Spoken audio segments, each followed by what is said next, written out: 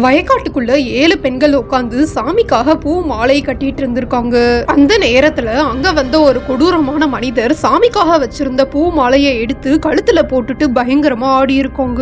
உடனே கோவப்பட்ட பெண்கள், இது சாமி மாலை, நீங்க ஏன் போடுறீங்கன்னு கேட்டதுக்கு அந்த மனிதர், இப்போதான் ஊருக்குள்ள பல மனிதர்களை நான் துன்புறுத்திட்டு வந்திருக்கேன், அதுக்காக எனக்கு நானே வெற்றி மாலை போட்டுக்கிட்டேன், அடுத்து உங்களை தான் நான் அழிக்க போறேன்னு சொல்லியிருக்காங்க. அடுத்த நொடியே கோவப்பட்ட 7 பெண்களும் அந்த கொடூர மனிதரை அழிக்கிறதுக்காக துரத்தி ஓடும்போது அந்த மனிதர் காட்டுக்குள்ள இருந்த ஒரு குடிசைக்குள்ள ஓடி இருக்காங்க.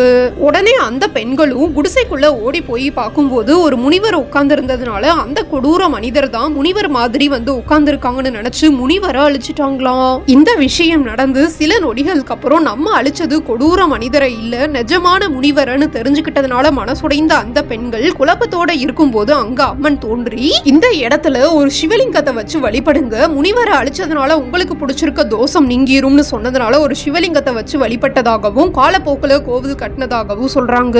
இந்த சாமியோட பேரு கடம்ப வனேஸ்வரர். கரூர் குளித்தலையில இந்த கோவில் இருக்கு.